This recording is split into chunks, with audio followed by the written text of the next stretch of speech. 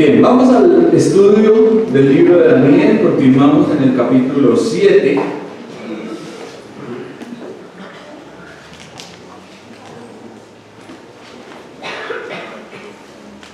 Y vamos a estar observando del versículo 10 al 14.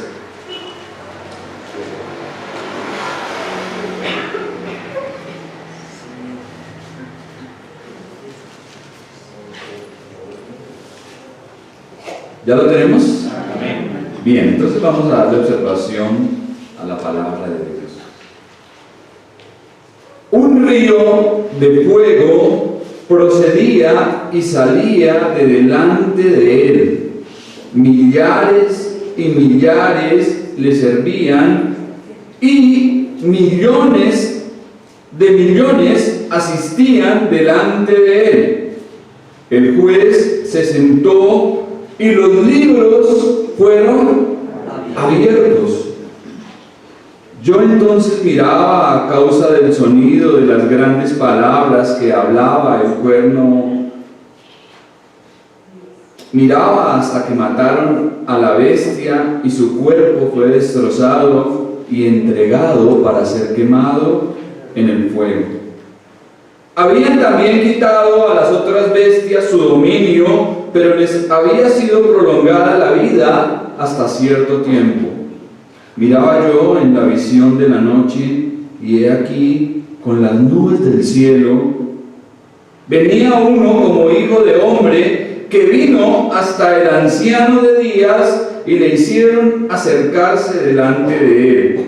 Y le fue dado dominio, gloria y reino, para que todos los pueblos, naciones y lenguas le sirvieran.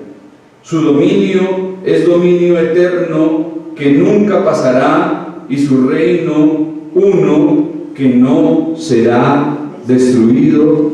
Amén. Tenemos aquí una imagen con la que terminamos el domingo anterior. ¿Alguien recuerda de qué estábamos hablando? El anciano de días. Y decíamos que quién es. ¿Y por qué un anciano de días? Debido a su eternidad, ¿no? A que Él ha existido por siempre. En el Génesis capítulo 1, versículo 1, aparece: en el principio creó Dios. La Biblia da por sentado que Dios estaba antes de todo. Antes de todas las cosas, Él ya existía. Así que, si alguien dice, ¿pero de dónde salió Dios? ¿Quién creó a Dios? Pues, es una pregunta necia, porque la Biblia da por sentado y presupone la existencia de Dios desde siempre. Bien, y hablamos del anciano de días allí en el trono. El fuego no solo describe el juicio de Dios, también representa su gloria y su justicia. El río de fuego es descrito como fluyendo, brotando, manando, saliendo de la misma presencia de Dios. La gloria, la justicia, la santidad y los demás atributos son inherentes a su persona. Pero recordemos que también el autor de la carta a los Hebreos dice que nuestro Dios es ¿qué? Después de decir que Dios es amor, dice que Dios es ¿qué? Fuego consumidor. Y dice que un río salía de él, brotaba. Ahí yo creo que se puede observar claramente, ¿no? Pues es una ilustración porque nos da una idea muy vaga de lo que realmente Daniel contempló en su visión. El término millares y millares y millones de millones que servían y asistían delante de Dios es una clara referencia a la actividad del ejército angelical en la presencia de Dios. El apóstol Juan, en la revelación, en el libro de Apocalipsis, también vio a muchísimos ángeles alrededor del trono. Dice: y miré y oí la voz de muchos ángeles alrededor del trono y de los seres vivientes y de los ancianos, y su número era millones de millones. ¿Cuántos ángeles sirven al Señor? Millones de millones. Evidentemente estos seres espirituales están clasificados según la actividad. Sabemos que hay ángeles, arcángeles, serafines y querubines. ¿Y cuáles son los de estos? ¿Cuáles son los más cercanos a la presencia de Dios? Los que ministran más cerca de Él. Los querubines, correcto. Y cada uno de estos tiene tareas específicas que le han sido asignadas. ¿Recuerdan en el contexto del arresto de nuestro Señor Jesucristo, cuando vinieron a prenderle, que traían palos y espadas y salieron a Él? Y en ese contexto fue donde Pedro sacó su espada y le tiró a este hombre siervo del sumo sacerdote llamado Malco y le cortó la oreja. Y en ese contexto el Señor dice: ¿acaso piensas que no puedo orar a mi Padre y Él no me daría más de 12 legiones de ángeles? Una legión en los ejércitos romanos iba de 6.000 a 12.000 hombres. Entonces, al hablar de 12 legiones de ángeles, ¿cuántos ángeles estaba diciendo nuestro Señor que podían venir en ese momento a ayudarle y a socorrerle? Desde 72.000 hasta 144.000. Imagínense, aunque él no necesitaba de eso. Con la sola palabra, cuando les dice: ¿a quién buscáis? A Jesús de Nazaret. Yo soy. Podía matarlos con su sola palabra, pero sin embargo no lo hizo, ni tampoco pidió que estos ángeles vinieran a asistirle en ese momento, y prefirió declarar cómo entonces se cumplirán las escrituras de que es necesario que así se haga. El Señor tenía todo el poder para haber rehusado no ir a la cruz, ser arrestado, pero no lo hizo porque estaba cumpliendo con la voluntad del Padre. Ya había orado en Getsemaní, ¿recuerdan? Pero volviendo a nuestro texto, la frase "el juez se sentó" significa literalmente que el juicio entró en sesión. Sin duda la expresión pretende dar el sentido que el tribunal está preparado para comenzar el juicio. En todo juzgado, ¿qué se lleva? ¿Usted alguna vez ha ido a un juzgado? Bueno, bienaventurados los que no. Pero se llevan expedientes, copias, folios, anotaciones, oficios. En cada proceso eso se van sumando hojas y hojas y hojas, y usted mira que eso hay una cantidad de anotaciones y de folios. Los alegatos que presentan los abogados también son allí incluidos en esos procesos. Pero aquí se habla de que fueron abiertos los libros, en plural. Se menciona a los libros. Y esta escena es semejante a la que Juan describe en Apocalipsis. Digo semejante porque no es la misma, no es igual.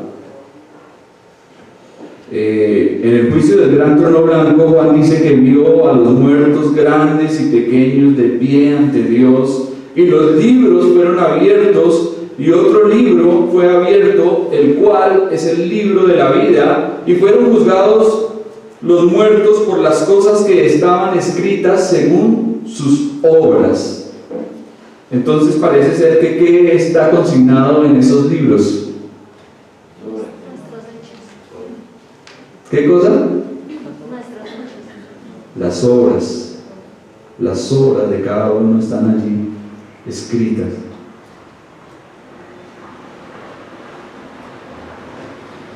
Dios pagará a cada uno conforme a sus obras.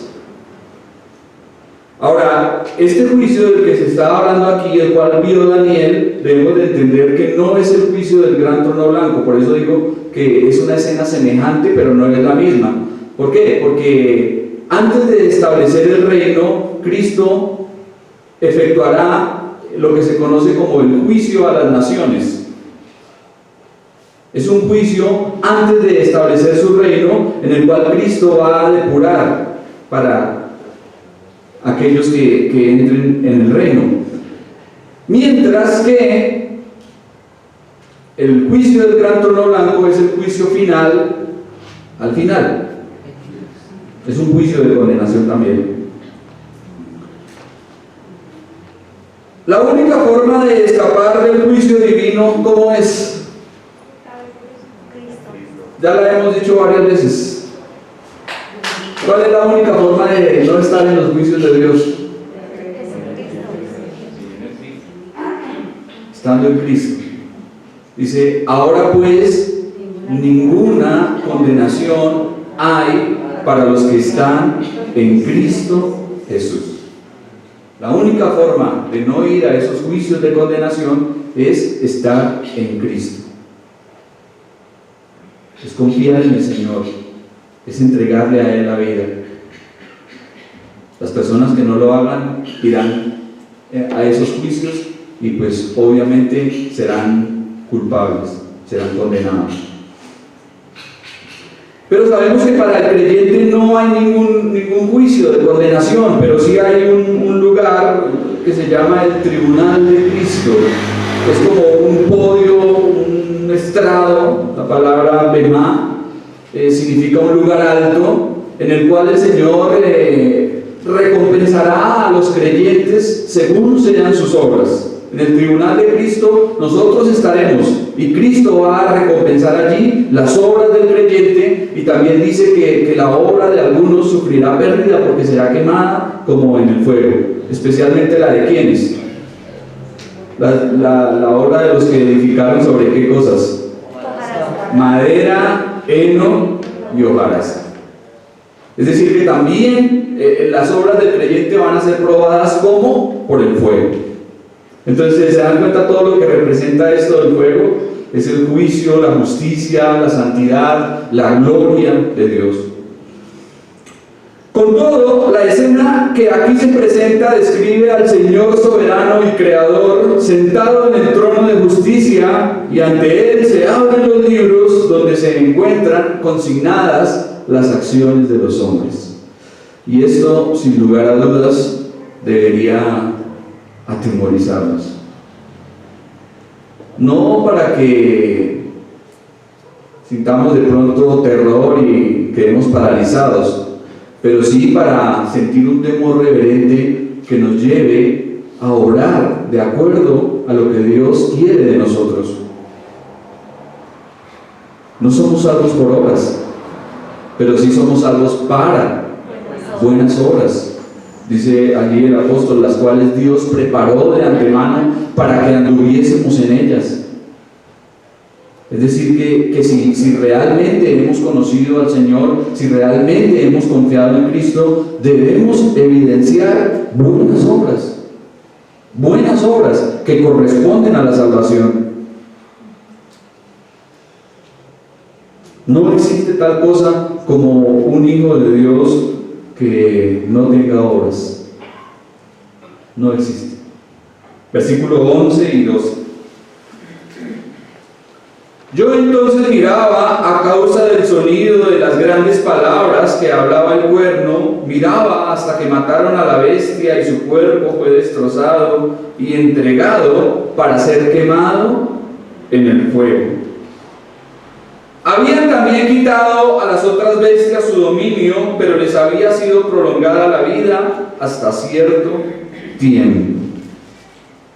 Una confrontación entre la despreciable cuarta bestia y el infinito anciano de días no podría continuar por mucho tiempo. Y Daniel puede ver aquí que este cuerno hablaba unas palabras horribles en contra de Dios. unas blasfemias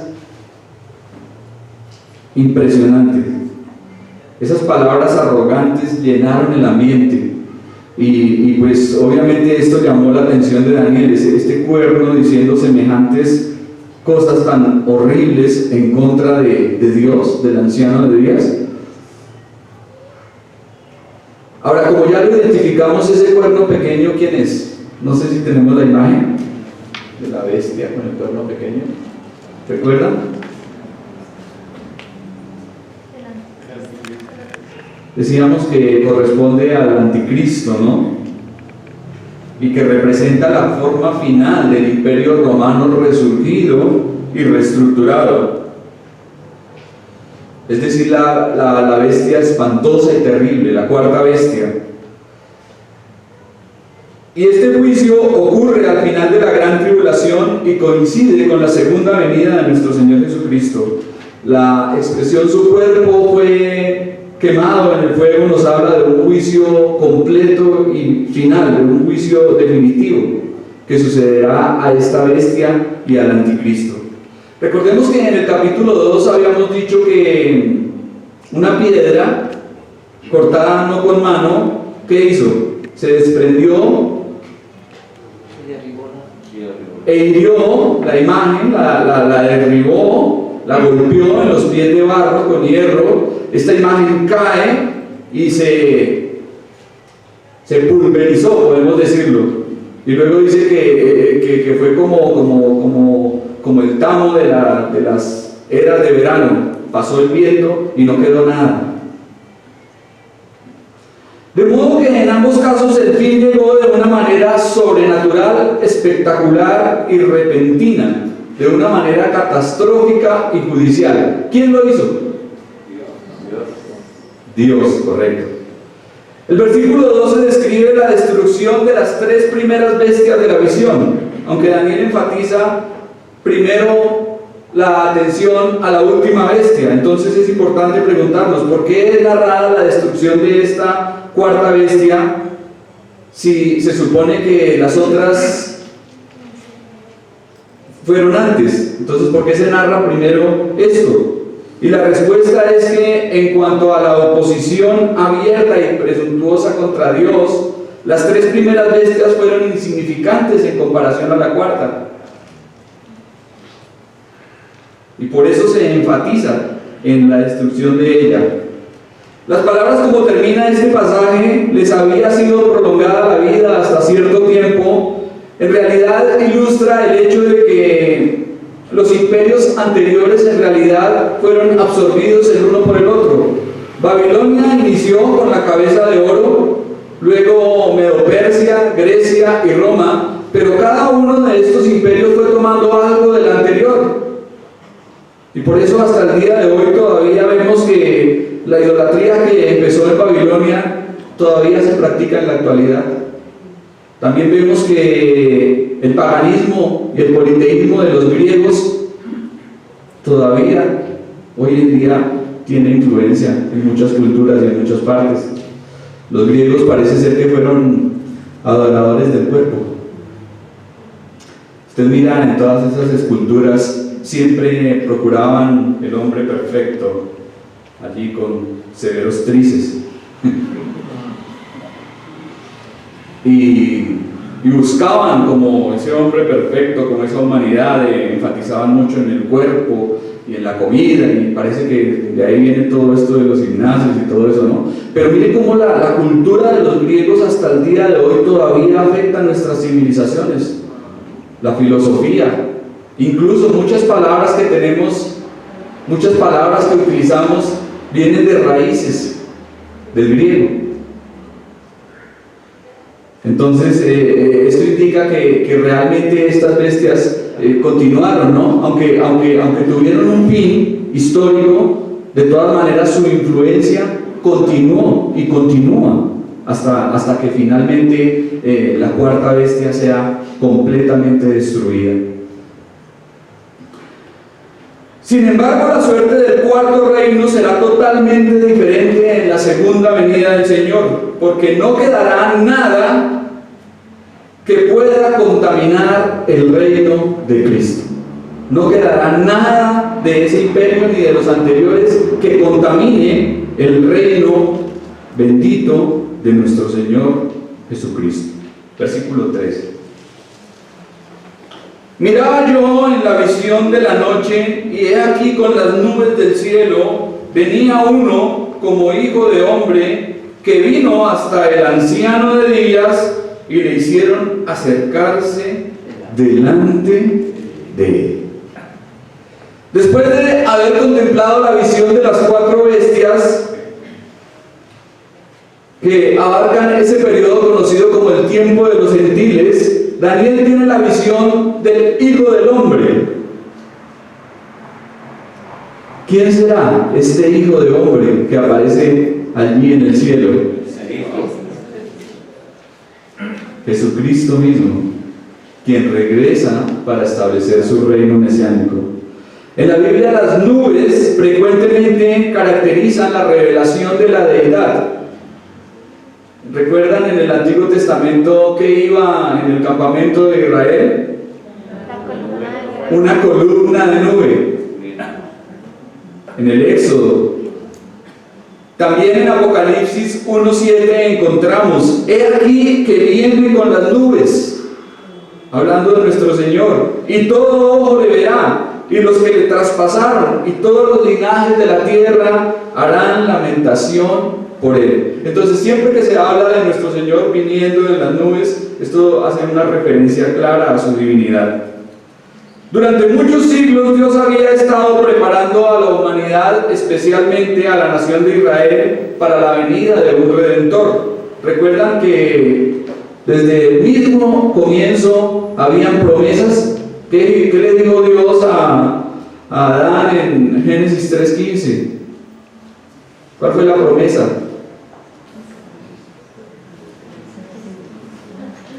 Es un versículo muy conocido, Génesis 3:15. Entre ti,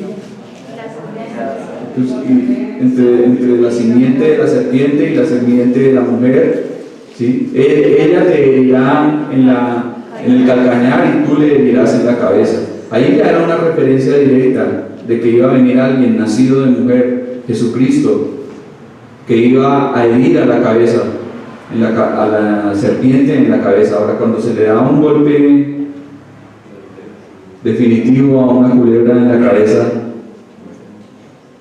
es para aniquilarla, ¿no es cierto? Para destruirla, para derrotarla. Ahora, hay que entender también que este pasaje tiene un cumplimiento futuro, porque habla de la simiente de la mujer y de la simiente de la serpiente.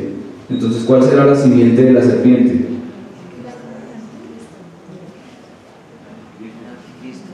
El anticristo. Así es. Y luego la simiente de Abraham, la tribu de Judá y finalmente el linaje de David. Desde el comienzo Dios fue preparando todo, fue diciendo todo con respecto a su hijo, que debía venir del linaje de Abraham, de la tribu de Judá, que debía ser descendiente directo de David. Dios fue preparando esa línea a través del tiempo. Ahora recibe el Señor el título que enfatiza su verdadera y total identificación con los hombres. ¿Cómo se le describe ahí en el versículo que acabamos de ver? El Hijo de Hombre, un Hijo de Hombre. Recordemos que en los Evangelios abundan pasajes en donde nuestro Señor usa este título, hace referencia a él. ¿Recuerdan cuando nuestro Señor dijo: las zorras tienen sus guaridas y las aves de los cielos sus nidos, mas el Hijo del Hombre no tiene dónde recostar su cabeza?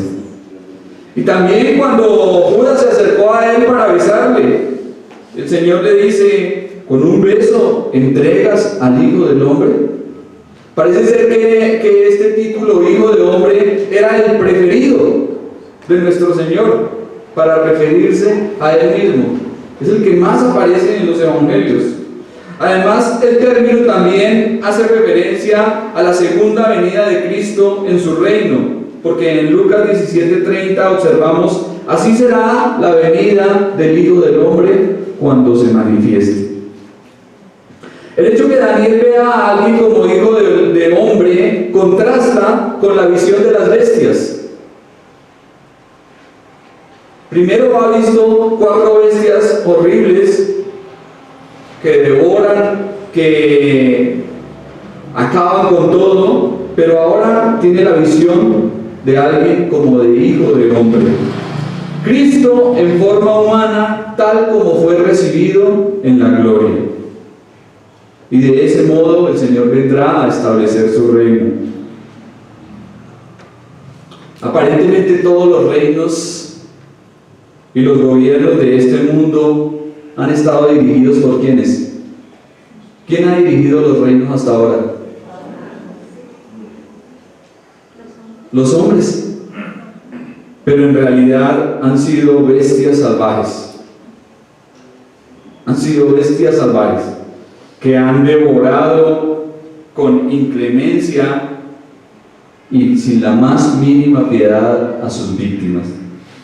Y solo hasta que el Hijo del Hombre tome el control absoluto, veremos justicia, igualdad y rectitud en la humanidad.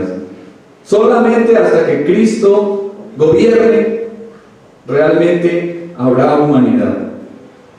Hasta ahora quienes han dominado han sido bestias sanguinarias, pero vendrá el momento en que los hombres serán gobernados por el Hijo del Hombre. Luego el personaje aquí referido y visto como Hijo de Hombre es presentado ante el anciano de días. Es decir, que ¿quién fue llevado y presentado ante quién? Cristo ante Dios. Cristo ante el Padre, correcto. De modo que aquí tenemos un hermoso cuadro de la persona del Padre y la del Hijo, como aparece en el Salmo capítulo 2, en donde dice: pero yo he puesto mi rey sobre Sión. Jehová me ha dicho: mi hijo eres tú. Pídeme y te daré por herencia a las naciones y como posesión tuya los confines de la tierra. Daniel debió haber quedado pasmado al ver a un hombre en el cielo. Vio a Jesucristo, el glorioso Hijo de Hombre,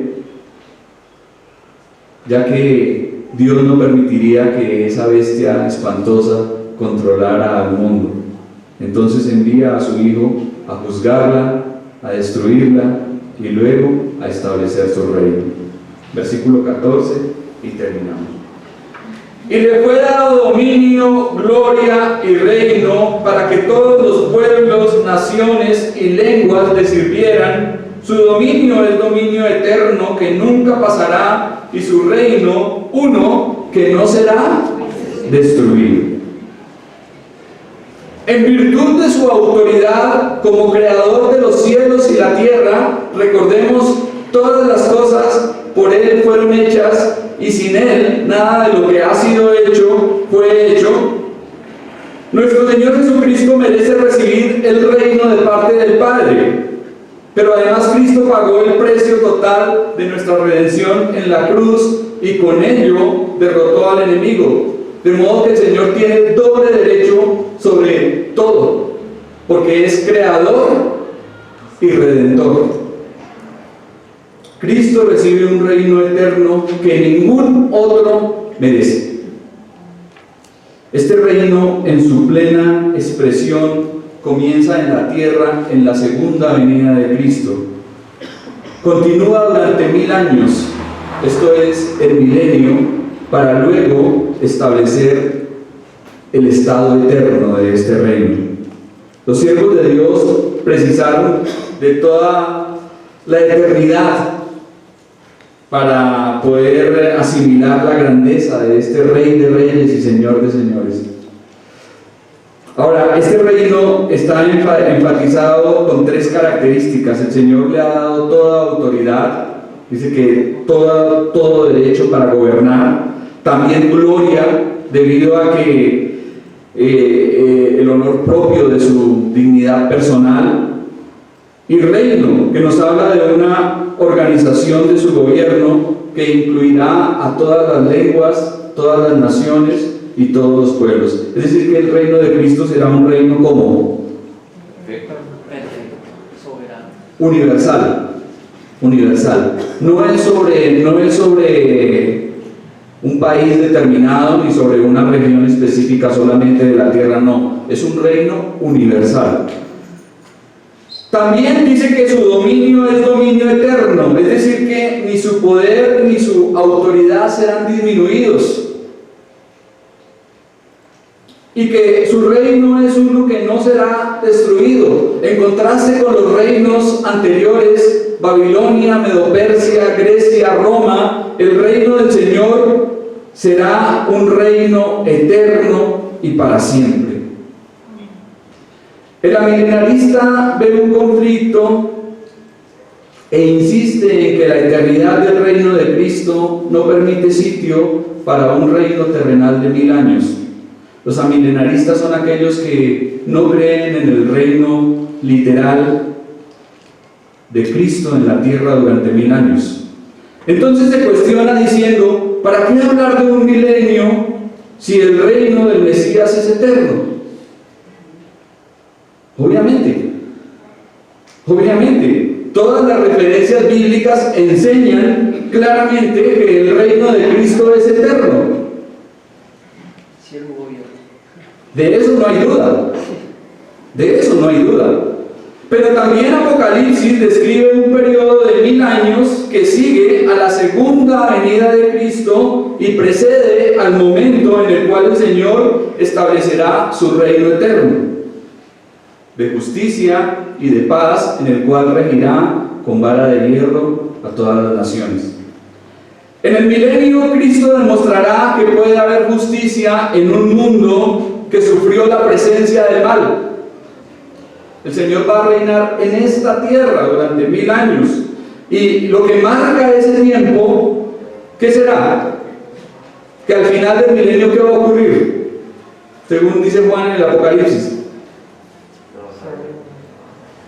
Satanás será suelto, saldrá nuevamente a congregar a las naciones, a engañarlas y a reunirlas y congregarlas para la gran batalla de Gog y Magog.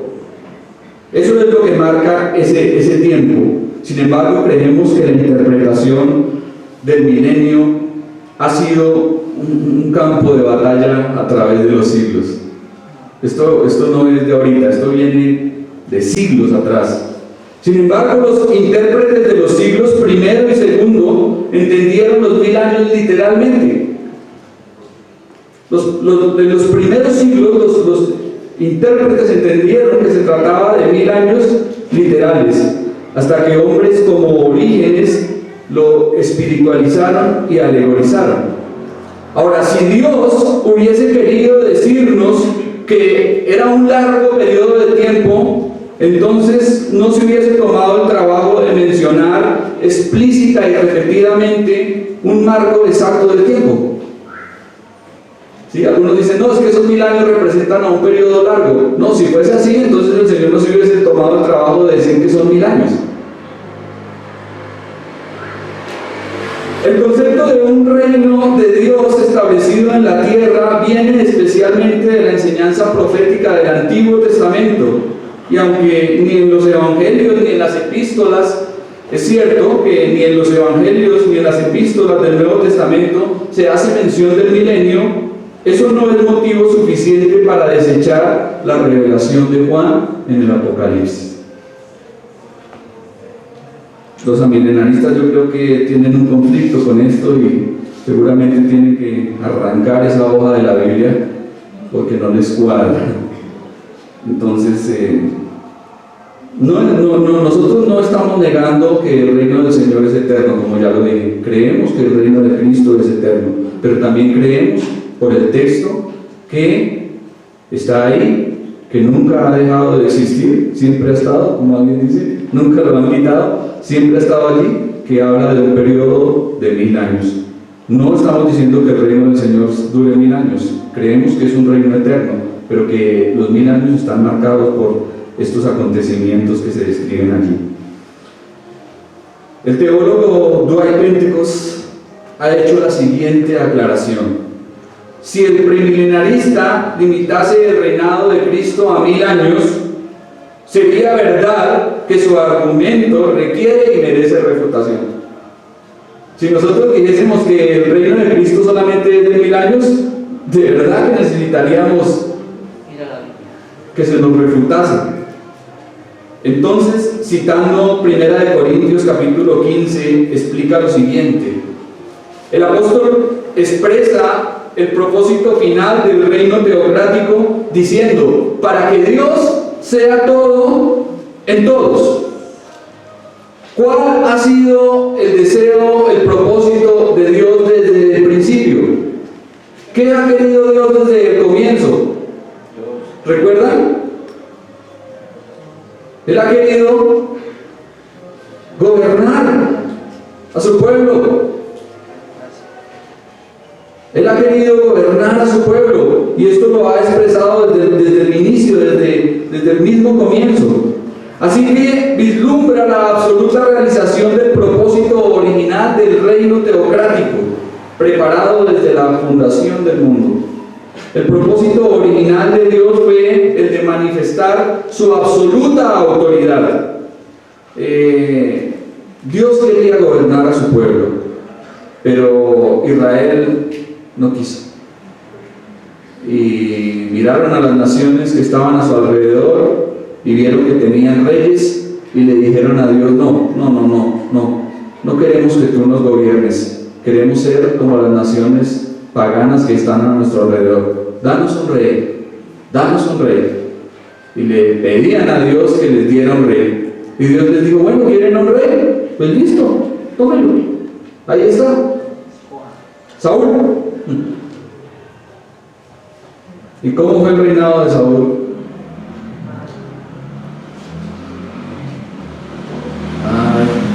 Pero si el pueblo se hubiese dejado gobernar por Dios, ¿cómo hubiese sido distinto, no?